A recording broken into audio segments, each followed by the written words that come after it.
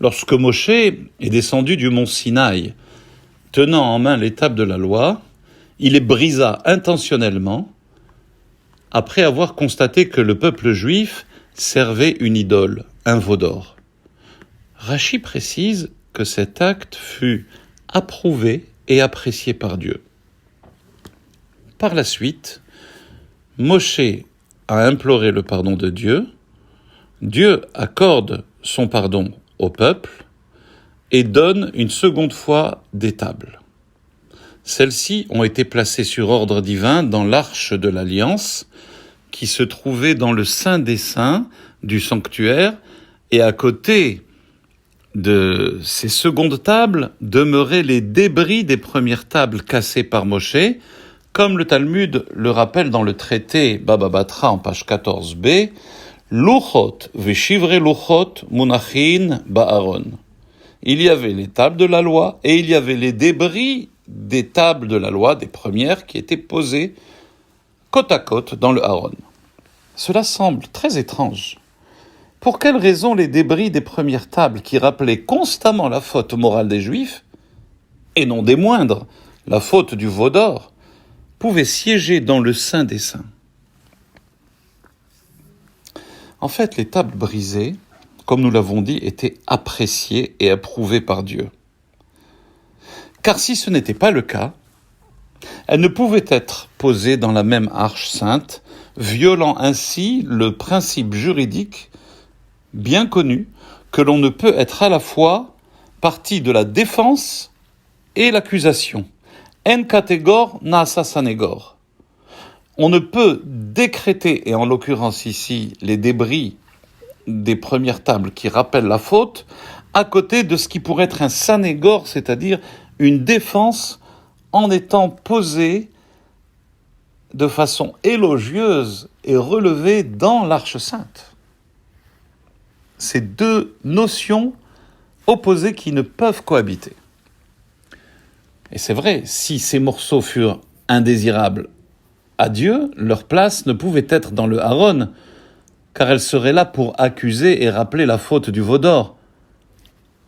Et le Ramban nous dit justement que ces tables brisées étaient une bonne chose pour les Juifs. Et c'est la raison pour laquelle l'Amora, le sage Resh Lakish, dans le Talmud, dit que les deux mots qui sont rappelés dans le verset « Asher Shibarta » que tu as brisé, au lieu de dire dans le verset « She Shibarta » que tu as brisé, le verset utilise un terme « Asher »,« Asher Shibarta ». Et ça signifie « Yeyasher kochacha she Shibarta ». Le Nachmanide enseigne que le mot « Asher » vient du mot « Ashré », heureux, positif. C'est un éloge, l'éloge d'avoir brisé les tables.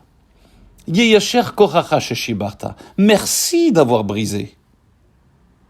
Nous dirons communément Hazak ou Baruch she Shibarta. Bravo et un grand merci. D'ailleurs, l'expression chez les Ashkenazim de dire Hazak ou Baruch, c'est shkoyer. D'où vient ce mot shkoyer? C'est en fait la prononciation contractée de Yeyasher kochacha.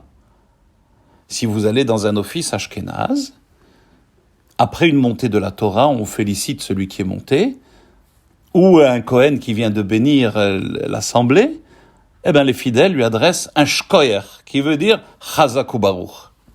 Et peut-être que ce terme pour dire Chazak ou Baruch fut choisi car il correspond au dernier hommage à la vie de Moshe, comme le verset nous dit et le rappelle à la fin de toute la Torah des 5 livres, et Moshe, le serviteur de Dieu, mourut là dans le pays de Moab.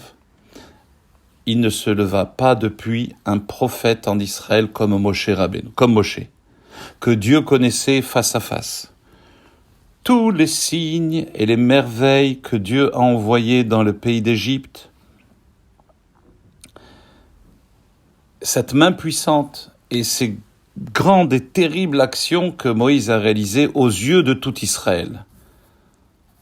Qu'a fait Moshe aux yeux de tout Israël?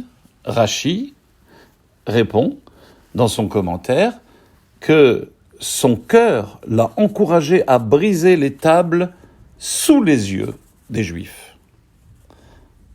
L'opinion de Dieu concordait avec la sienne.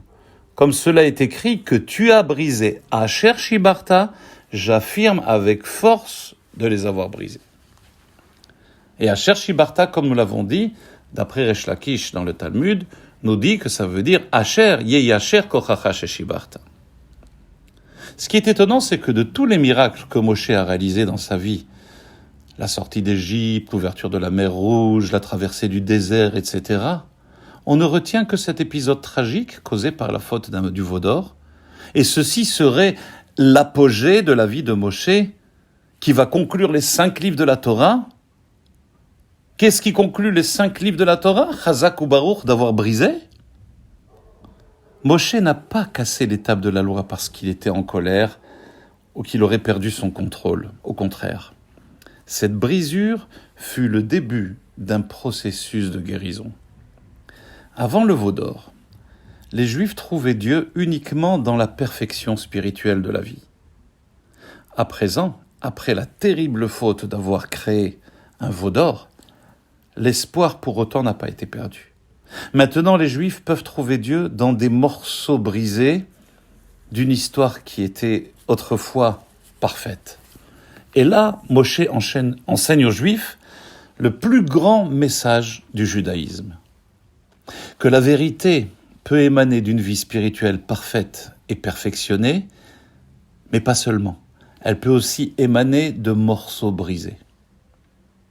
La vérité peut émaner aussi de déception de la vie, d'une démoralisation, du chagrin qu'on peut ressentir dans la vie, des échecs, de l'amertume.